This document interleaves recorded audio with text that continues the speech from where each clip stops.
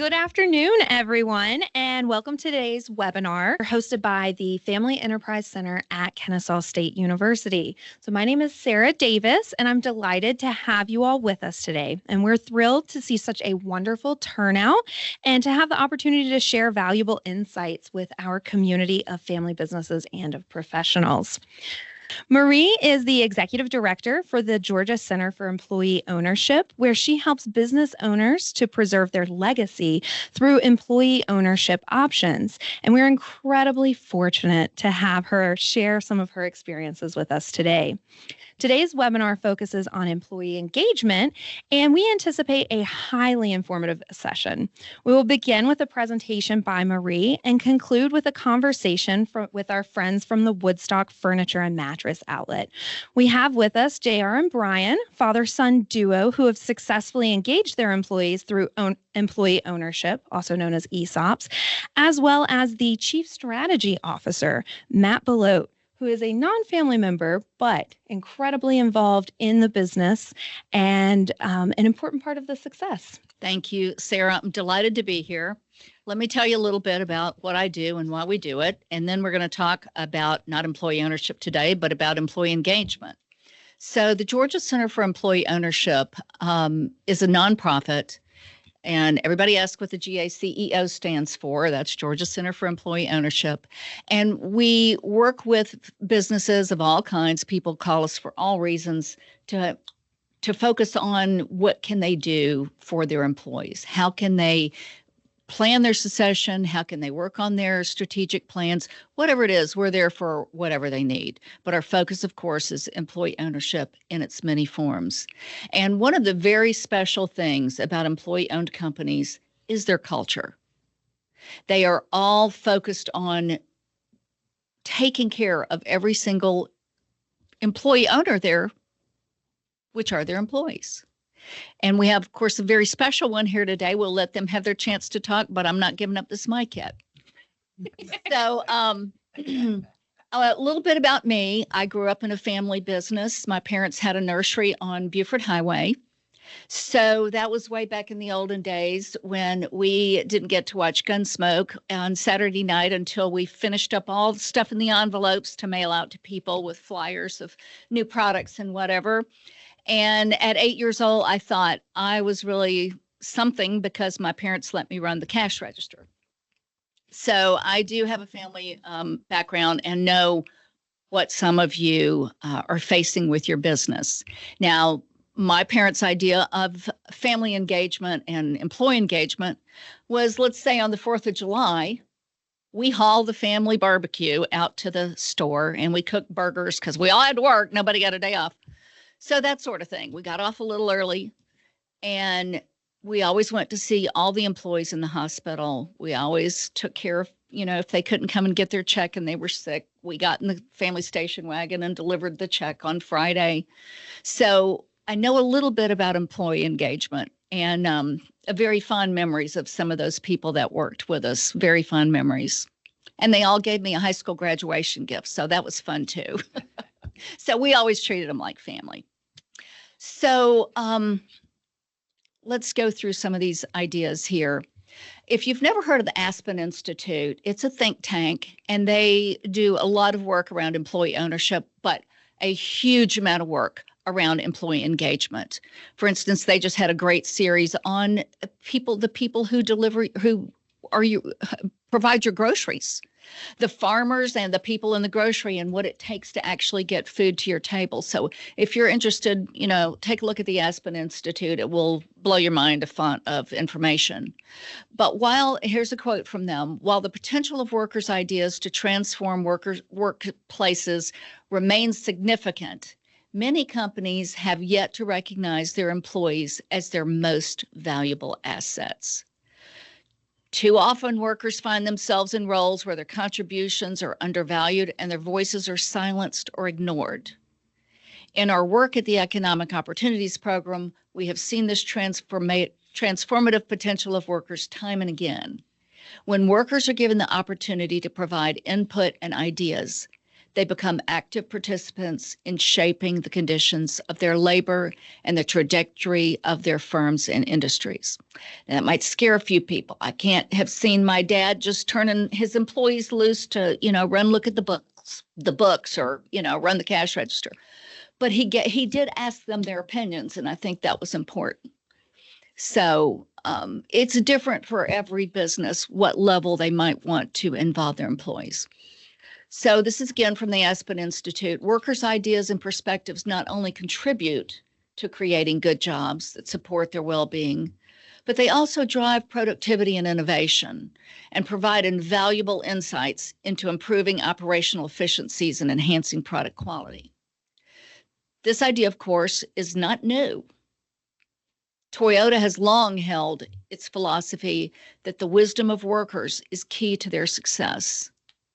And today we need to tap into this wisdom more than ever if we are to tackle the challenges of job quality and race and gender equity. And if we are successful in building worker voice in the workplace, we might also strengthen our democracy. And so that's our hope at the Georgia Center for Employee Ownership, is that we can give you some ideas that the form that we promote may not at all be right for your company, but it's right for a lot of companies, and we'll get into all that. So I'd like to play this one video for you. I hope you can hear it, see it. It's the Cliff Bar story, and it is a 3-minute video, so please don't give up. It's a YouTube video, and they're going to talk about how they feel about their employees. So Sarah, if you'd play that. My name's Robert Packard. I'm a warehouse operator with Cliff Bar. I'm 60 years old. I'm only 7 years away from retirement, so you know what's on my mind? Retirement. When you're 25, you don't think about that so much, but when you get a little older, you start to think about it a little bit. And every opportunity you have to prepare, then you should take advantage of it.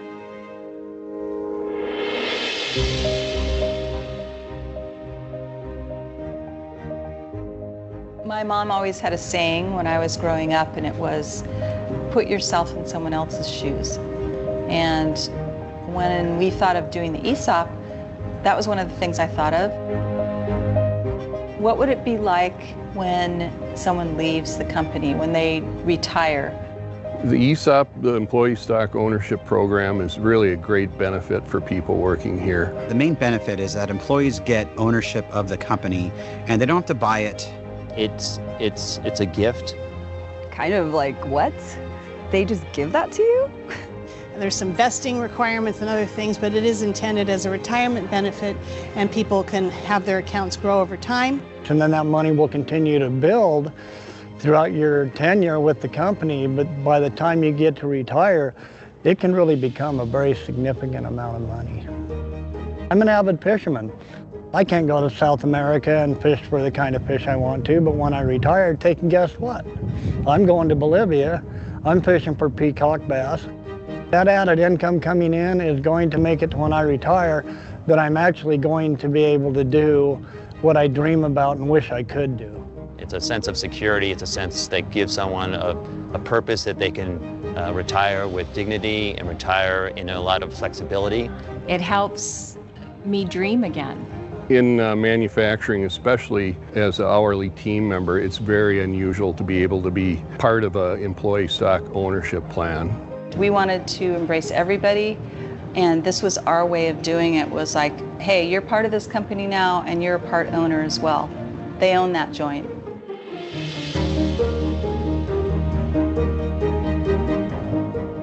Gary and Kit's philosophy is that the company's about our people. It's truly a family business. Family is about love, right? Yeah. As much as a company can spread the love, I think Cliff Bar tries to spread the love. I'm just not an employee that comes here every day to work. This is partly mine as well. I'm not just an employee, I'm also an owner.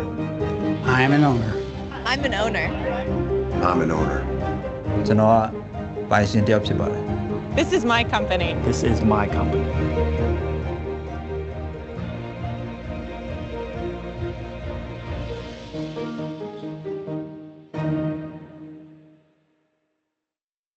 Good video. It is a great video. So I hope you enjoyed that. Right behind Cliff. Yeah. So probably most of you have had a Cliff Bar. And several years ago on their wrapper, it said we're employee owned. They are no longer employee owned. I'd like to tell you a little bit about them because it's relevant to how they treat their employees. So Gary Erickson, the founder, was a marathoner on bikes too. So he wrote a lot of, what do you call that? Bike trails. And he got very sick from some of the food that he would eat when he was on his long trips. So he said, there's just got to be a better way. And so that's why they created the Cliff Bars. And they were only a small percentage employee owned. They were 20% employee owned. But while they were employee owned, he just asked his employees, he had 1,200 employees. He said, I want to ask you, what's important to you? And some of the women said, well, it's breast cancer awareness. And so the Luna Bars are geared specifically to the female workers and to women athletes. And on the Luna Bars, it has, we support breast cancer research. So here's a great employee ownership. Employee engagement tip. That comes out of my mouth all the time. Employee engagement. Maybe if you want to make your employees happy, ask them what they care about. It might just be bring your dog to work day. So another thing that Cliff Bars did was they created and sponsored events that their employees cared about. It might be, a local community event. It might be they do a lot of marathons and whatever. So his employees felt heard and enjoyed because he asked them, what do you care about? What do you want us to spend our money on? What do you want us to invest in the community? Can you go to the next slide, Miss Sarah? So Cliff Bars is no longer employee owned. And this happens a lot with employee owned companies. They become so profitable because these are the happiest employees in the world. And so Mr. Erickson was offered at one time $1.4 million for the company. He held on. And he sold it for $2.9 billion. This was just year before last. Poor thing. I know. So remember, those 1,200 employees own 20% of that $2.9 billion.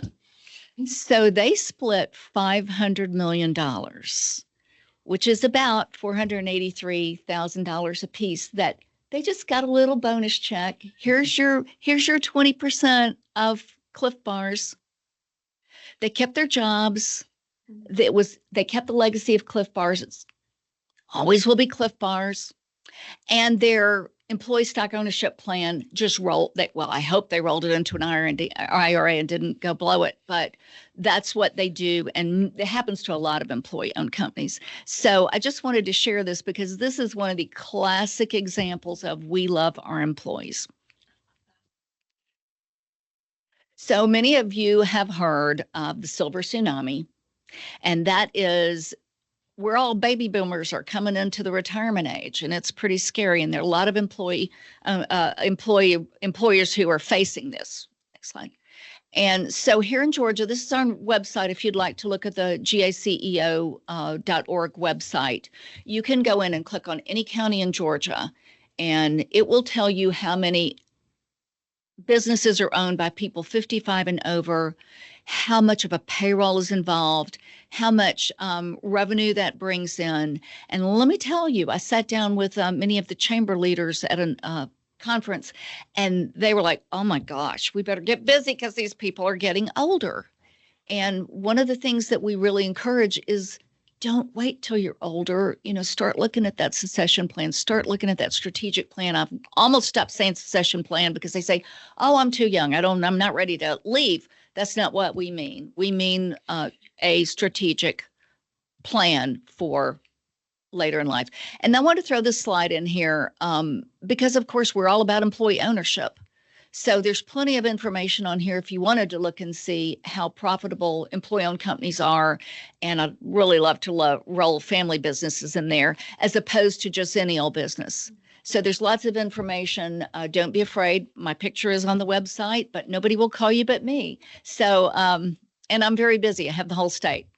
So now, without further ado, I would like to tell you about a business that you have probably been inside their doors at one point or another. They're a family-owned business who did take the ESOP model. And I want to tell you that when I mean, I have spent many a dollar in there over many years, but when I went in there to ask Brian if he would he and his dad would talk into doing this with me, they had a customer come in, and I had to wait quite a while. And let me tell you, I didn't mind at all, because it was one of their very first customers from 35 years ago, and they wanted an errand to wait on them. And you know what? They took the time to do it. And of course, one of the many wonderful employees there got me plenty of bottles of water. I was floating away. But Brian took his time and took care of that customer. And so that's what we're talking about, taking care of your customers, taking care of your employees. And so without further ado, I'd like to ask them some questions about their company, and let's get started. So I'm going to ask this first question to JR. Mm-hmm. Tell me how you decided to start your business. Well, I'm sorry, I'm supposed to be speaking in the mic, and I got distracted. Mistake. Yeah, I done made a mistake already, and that's my first question. That's my first question. First strike now. Okay, so I got out of the Navy in 1963. I went to work at Sears pretty soon thereafter. Ended up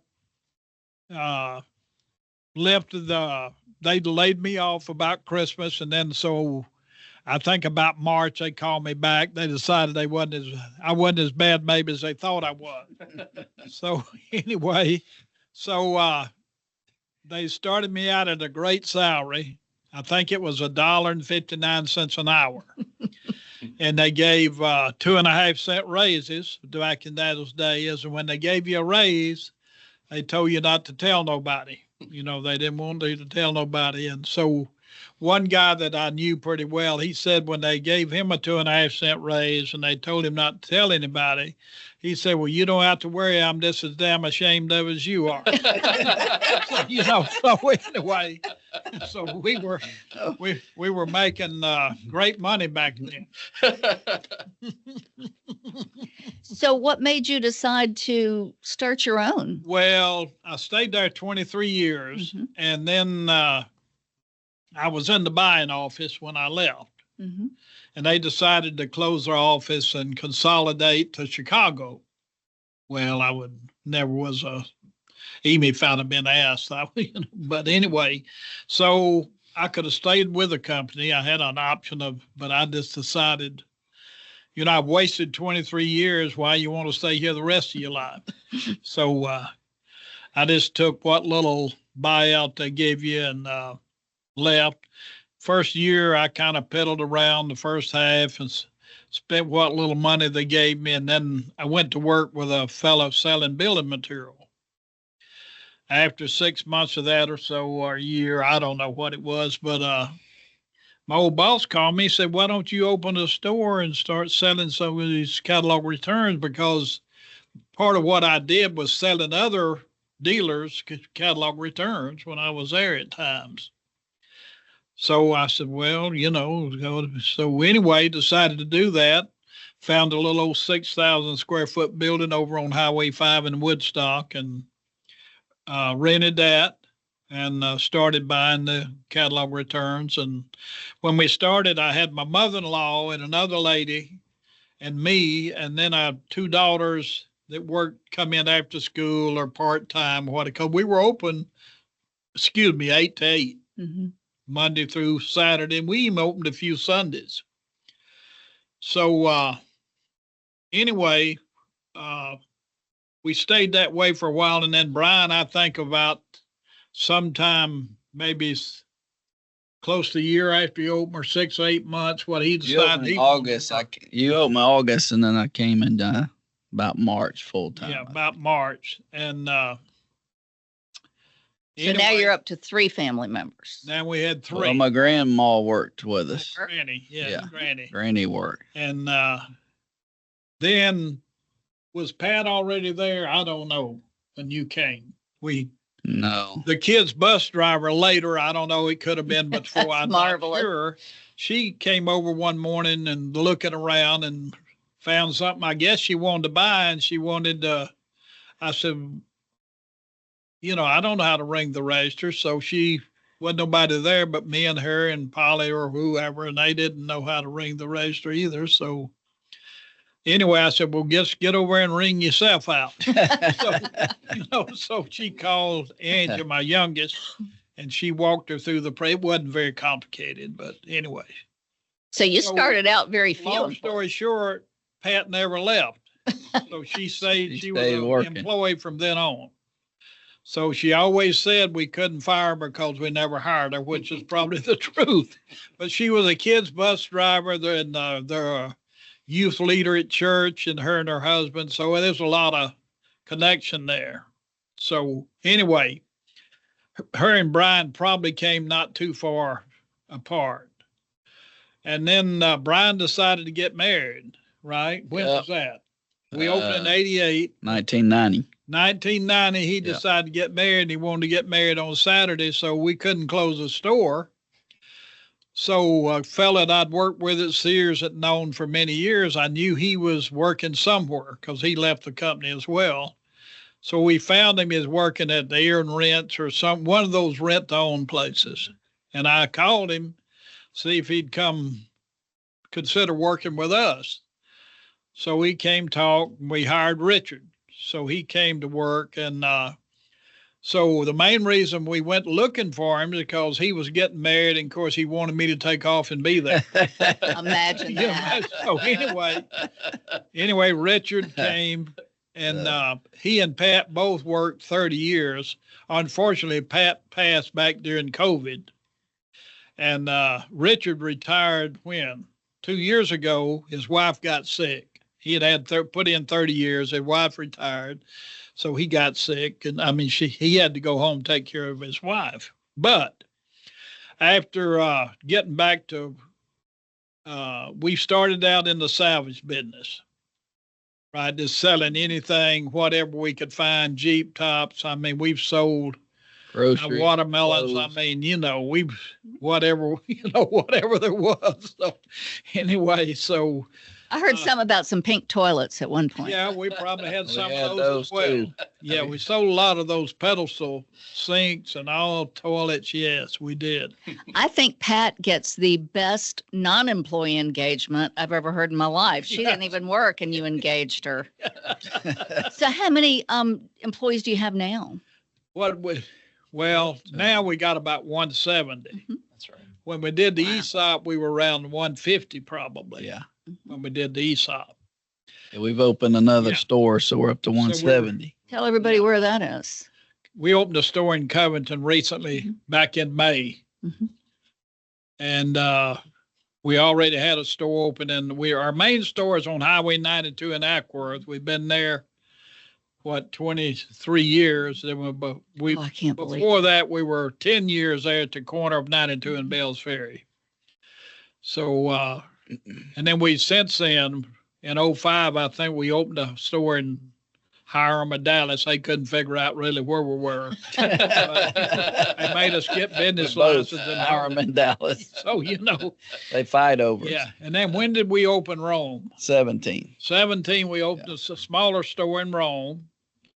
And then we, at 18, we opened a distribution center down on Old Alabama Road in Ackworth. So by doing so, enabled us to expand the showroom operation at our main flagship store here in Ackworth.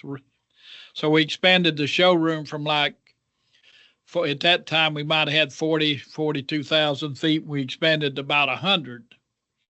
So it's a huge store. Mm-hmm. And then, of course, we opened the other 2 stores. Then we opened 3 mattress stores. You opened 4. We still got 2. We opened 4, and 2 of them we closed later. You wanted 14, We wanted so 14. thankfully we didn't. I decided pretty quick after wanting 14 that wasn't. That's a wasn't lot. what I really wanted. Yeah. Thank God for unanswered prayers, Yeah. right? Yeah. So, So that's a lot of employees to engage. How do you have like a meeting, or how do you talk to all your employees? Well, we probably do most of it by email, and then we try to talk to the management people pretty regular, communicate with them on Zooms and whatever. And then we go to the stores occasionally and visit and whatever. So we stay pretty close to the action, I think. So who threw that idea out here to a clearly very family-owned business of employee ownership? Well, Brian and I had gone to a nationwide trade show back in It's been 14, 15, 15 maybe. years ago, probably. Yeah, whenever in Up in Nashville. And we saw on the schedule they were going to have an ESOP, breakout. Mm-hmm. So we decided we didn't have much to do anyway. We'd sit in on that. We liked the sound of it. I mean, I'd heard of it, and we liked the sound of it, but at the time it didn't make much sense, for us at the time. So then in 2021? Well, we had friends did it with their company, so we were watching how that went. Yeah. And that was in 21, right? We about middle of the year in 21, we started talking about it. About Labor Day, actually. Well, that's when we had our first meeting. Yeah, we talked about We summer had of talked about it a 21. little bit before, but we had decided, we'd made a decision. I have 10 grandchildren, 3 of which is his. I got 3 children and 10 grandchildren. So we made a decision prior to that we weren't going to we had some grandkids working in the business during school and college and whatever. But we decided that when they got to be 22, they'd go have to cut and run because we weren't going to let them stay in the business. Mm-hmm. So when we made that decision not to let them come into the business, then the kids were about as old as I am. So we didn't have a succession plan, right? So that's when we decided to seriously consider this ESOP plan and start listening to what we could find out about it and so on. So that was like Labor Day of 21. And so we actually closed the deal 21st of December. So we got it done that year. So that's amazing. Yeah. And the way we let the employees know, we always have a Christmas either breakfast or dinner. Get together, breakfast with the employees and whatever. So we had a dinner that evening. And so during the dinner, I just told them that we had sold the company. They didn't know what the meeting was about and everything, right? That's true. And then you knew there was a big news. Yeah, but you you knew didn't it know was what. something big because we pretty much demanded everybody be there. And normally we give them a little slack. And so just told them we had sold the business, and I saw the world had ended. I mean, like the world had ended. Yeah. Breath went out of the room. Yeah, it did. Yeah. And then I said, if you want to meet the new owners, turn around and look at your neighbor. Oh, that's so great. And they said, they stood up and said, have y'all gone crazy? What a party. Anyway, so they didn't understand it really, but they didn't know. They still don't. Still don't. Yeah, they're learning though. We're learning. Yeah. But Santa Claus had come. Santa Claus came. Yeah. Yeah. So, Matt, I'm going to ask you this question because you're not the fam, even though they treat you that way. That's right. How have things changed since you heard this news, and how long had you been there when this happened? Let's see, December of 21, I would have been there about 4.5 years, 5 years. So not terribly long. How have things changed since? Like the way people, has your culture moved to a more even closer, or could you say? Yeah, I think that was one of the things that the JR and Brian and the family always always got right.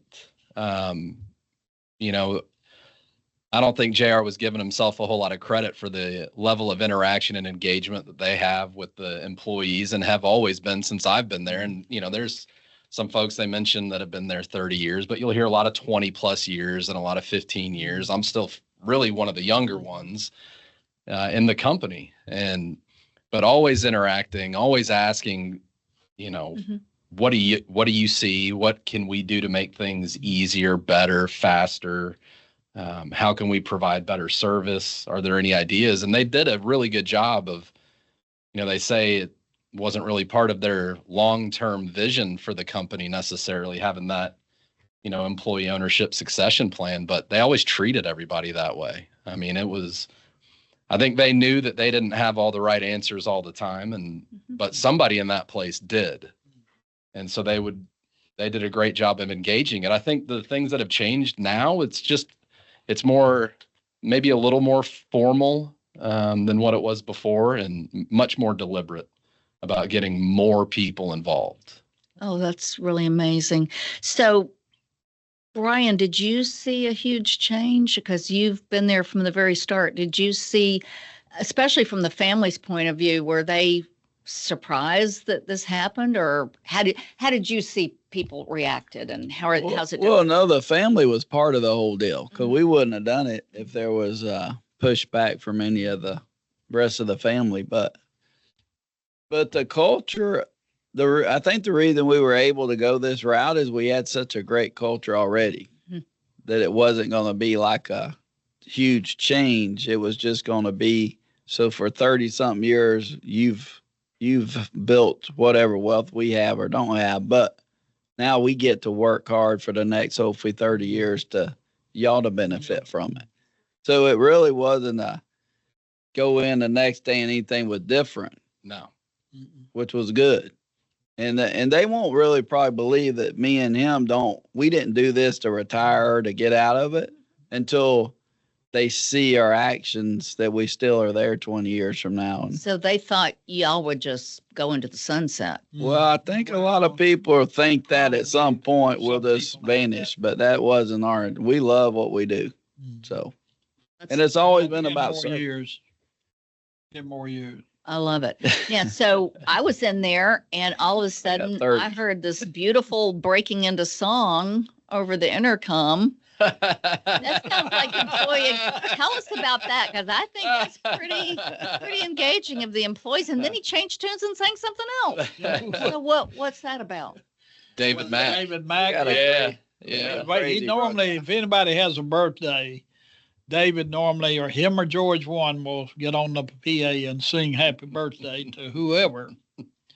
Among other things, sometimes David will say he's liable to sing what? Anything. I thought maybe I'd go out there and see if he was taking requests. I mean, that's really an unusual thing, except the restaurants annoys everybody, to, you know, let your employees just kind of do that kind of thing. I think it's great. We love what we do. So we know our employees are the biggest asset we got. It's not the inventory. It ain't the cash in the bank. It's all of them. And so we've always looked at a upside down pyramid where we're at the bottom, and all the salespeople and the loaders and they're all the front line, most important. And the rest of us are just supporting what they do. So, and we're also big about this. ESOP sounds great down the road, but people want money now. So we want to make sure that we can pay them the most we can pay them in their pay, but then every quarter, good or bad, as long as we make a profit, he shares 10% of that with everybody.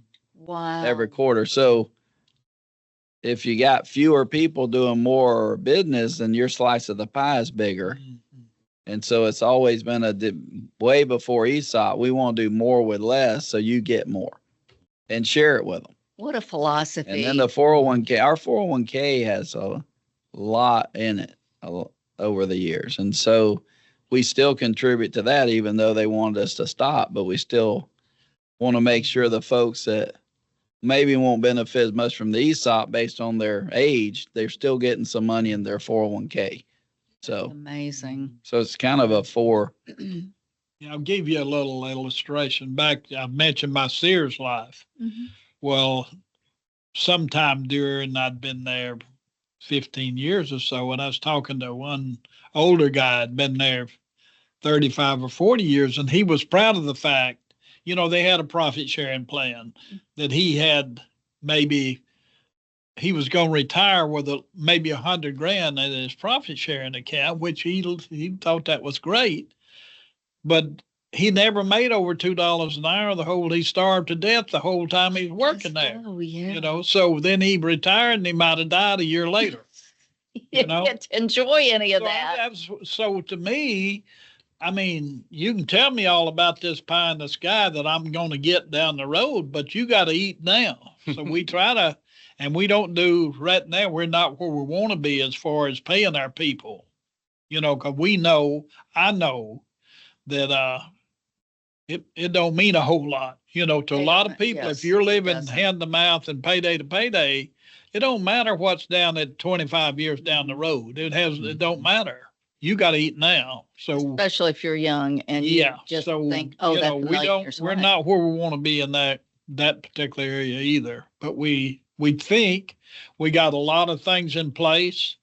Like we think we might have hired some smarter people, like maybe Matt. I don't know if the jury's still out. Smarter than we are to get us down the road so we can start sharing more. That's my goal. Yeah.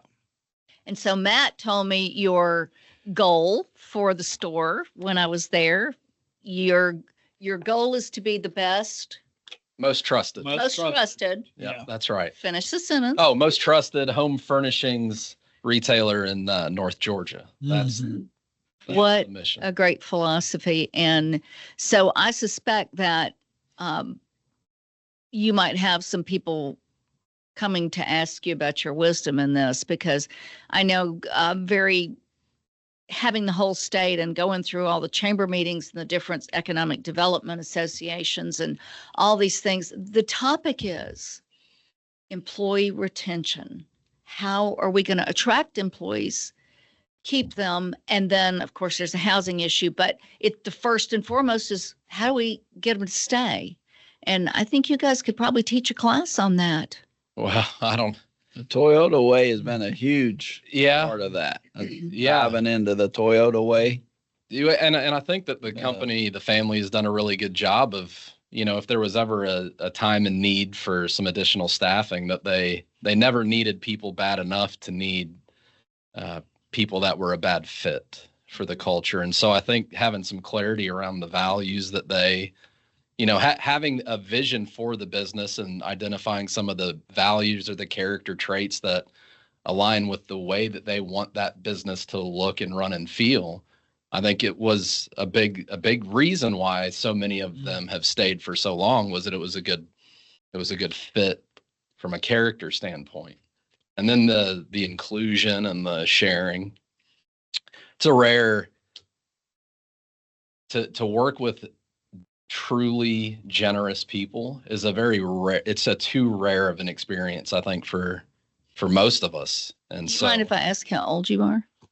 41. 41. Oh, wow. No, I'm over the hill now. I know. My parents are in disbelief too. My guess is 20 years ago, you wouldn't have recognized how important it is. And today you're like, wow. Yeah. Maybe we can blame some of that on Kennesaw State. I graduated from the business school here in 2005, whether or not they'd want to claim me for any of that. But, as you go along and you meet people and you read and you begin to see some of the things that great authors have studied and written about actually in action, it just connects. Oh, what a great story. So I have sat down with many, not necessarily family business, but businesses who are engaging their employees. And again, I have to call employee ownership because that's what we do. But construction firms, sat down with a construction firm, and he said that before he engaged his employees, and in this instance, it was with employee ownership, He said no one ever returned anything. Can I say Home Depot in there? Or Lowe's, never returned anything. They just pitched it in the trash. What was left over, they didn't reuse. And I was visiting a brand new company in Athens, and they actually have a return closet. And the employees are proud of not throwing away that box of nails.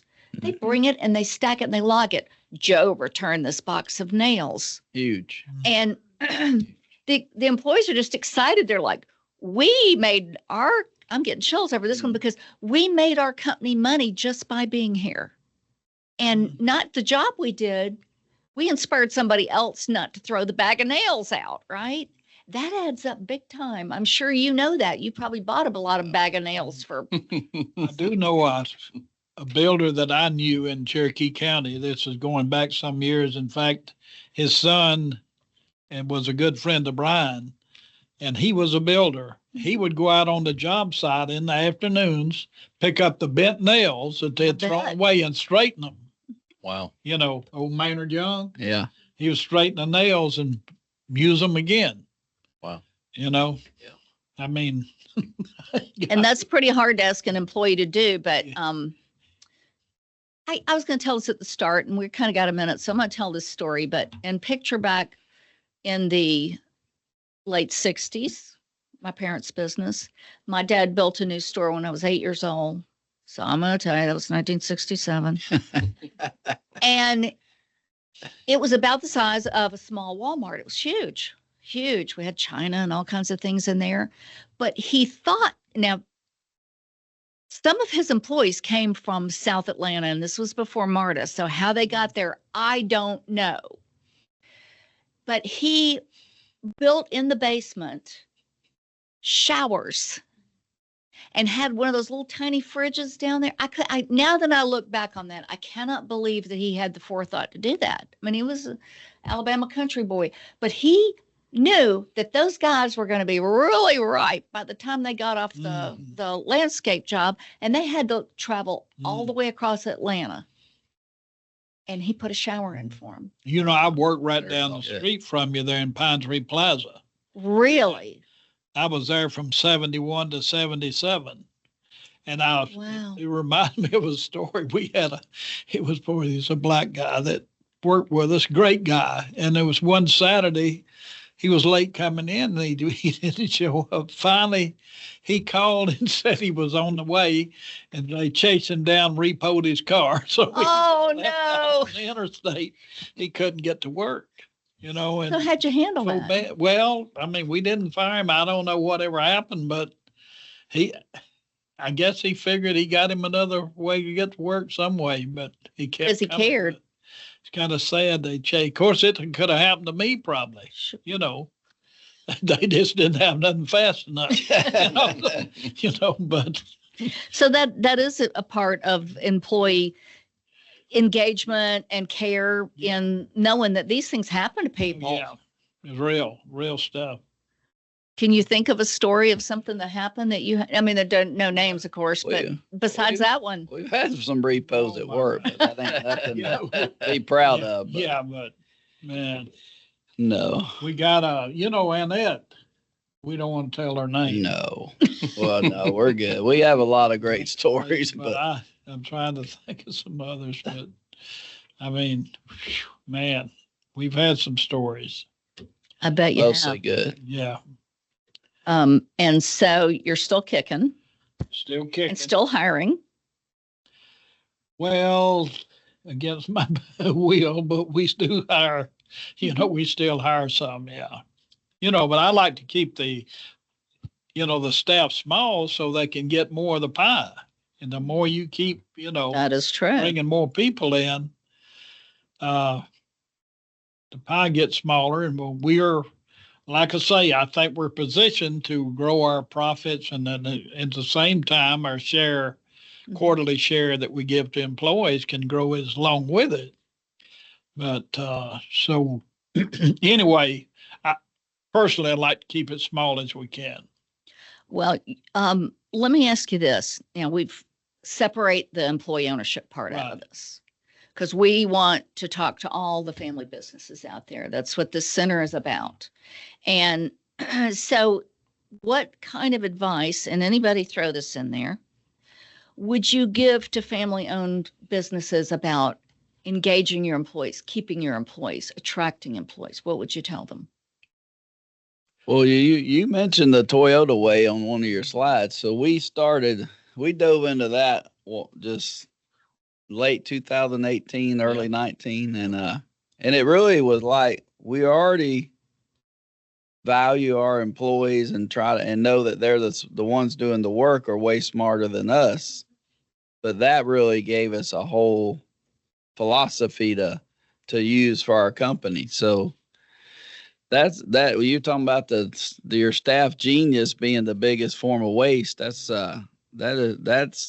what we consider our biggest form of waste. Is so you didn't feel threatened when somebody else came up with a great idea? No, I don't. No, no. So to get them in a culture where they want to share, that's awesome. How to improve, because lean, that lean Toyota way is constant, never ending improvement with everything. So everything we do can be improved, and it's not big improvements. It's just we started with a book called 2 Second Lean, and it's all about 2 second improvements. And over time, it's huge. But it's so cool to constantly because I go to the warehouse when I can, unload trucks and work with the guys and the team. And I love it and they love it. And I learn a lot because they're showing me all the improvements they've made since the last time I was with them. And so that, to me, to create where you're working with them, they're not working for you. They more feel like we're working alongside you. And the fact that you value whatever their ideas are and their suggestions, and they may not always be great or can use them, but we definitely are smart enough to know they're usually way smarter than we are because they're doing the work. They know more about it.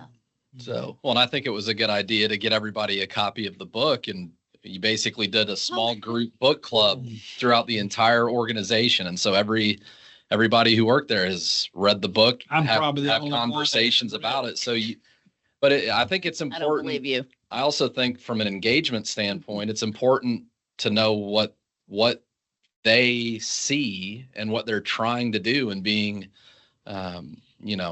transparent about that and vocal about that. And having those conversations is where real engagement value takes place, is because then it becomes a conversation. And now I know the intent of the owners. And so now, it helps me to know how to participate in that. And that's where I think that the real value comes in, because book clubs have been around for a long time, and you can really engage and learn a lot through that experience. And they did a great job of doing that. Yeah, that 2 Second Lean by Paul Akers a good introduction. One of the greatest books ever to lean. And then and then we've dug into the Toyota way and more higher like up. A college course. It's like a college course. It's heavy. But you still did it. But pre-ESOP. You never finish. Pre-ESOP, I feel like we were already a family, pretty much. That's kind of the way I looked at people mostly. They're just part of the family. We're all in this together. And that's true. It's got to work for everybody, or it ain't gonna work for nobody, so. But we managed to keep a lot of good people over the years. Well, it's always been a win. It's got to be a win for everybody, or it won't last. Yeah. If anybody in that circle's losing out, then it ain't sustainable. So everything we do, we have to go back to, is everybody winning? Because if we beat our vendors up too much, they can't keep selling us.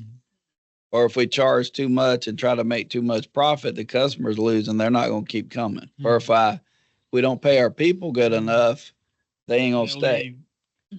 If we don't take good care of the company, it ain't going to take care of everybody else. So it's just a total, very simple, whatever decision we're making is, will it put us out of business?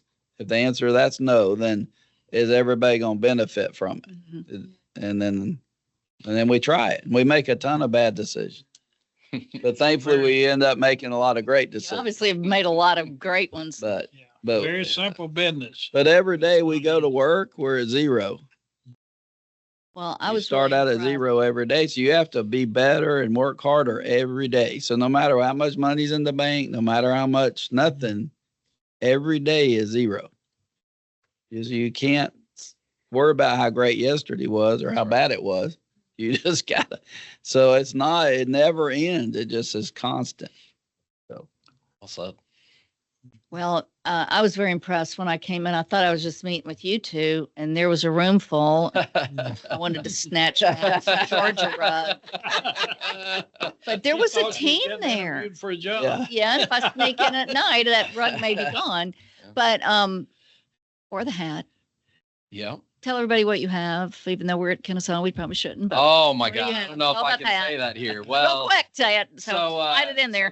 the Pat, who they mentioned, the general manager who passed during COVID, she was just an rabid dog fan. And so in her honor, we decided to decorate that office. It will always be her office with all kinds of, I mean, everything Georgia you could imagine, everything Georgia. So What a way to honor somebody. it's not a bad place to spend a day. That's for sure.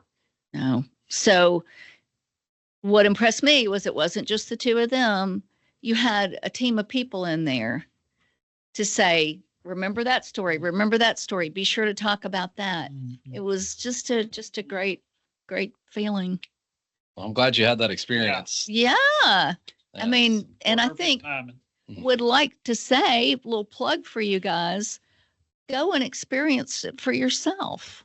You know, walk in that store and just, one of these guys are going to be out there with the water. Like I said, you might float away, but go in there and just, you know, ask them some questions and say, how you feel about working here? And, you know, maybe the boss won't be around and you can get a real answer. But anyway, I can tell you that it's a very comforting place to walk in the door. we enjoy it. We do free ice cream on Saturdays at 12 too, and free ice cream. So that's a big hit. That was a great I miss idea. that every time. Hopefully the little kids will start relating that great memory to our brand. So as they grow up, they'll be that's the place we got the free ice cream. They'll be back in there Hopefully buying we'll build furniture some for future shoppers. Yeah. Right. Well, I want to thank you guys so much. I've had a ball. I hope you have. And fun. big Thanks thanks for to Sarah and Stephanie for putting this together. Thanks for letting us come. And we've got a little bit more to do here. I have a few more things I want to share with you. One, and this is for anybody, employee-owned companies, once they become employee-owned, they usually become part of an association because so they're HR people or whatever. And so there's a lot of support once you become employee-owned. You can be just 10%, 100%, whatever. There are people there to help you. But there's another tool that I wanted to share because any of you might want to do this. And we've heard some great ideas today about engaging employees. But there's a gentleman named Jack Stack. And if you want to get cold chills, look at YouTube, Jack Stack and SRC Holdings, when he announced that he was selling the company to the employees.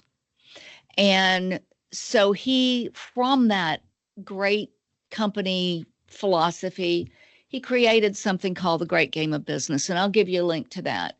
Now, this may scare a lot of people and you're not going to do all the things that he suggests. It's not right for everybody. There's, you know, but they come and they teach you how to do this. You don't have to do it on your own. Like they recommend open book management. Well, some companies are never going to feel comfortable with that, but some people do, and employee-owned companies sometimes do that. But I'd like to read this because it's just so powerful. He said, create the vision of where the company is headed and take action to reach that destination. They engage in growing the value of the business, meaning the employees, of course.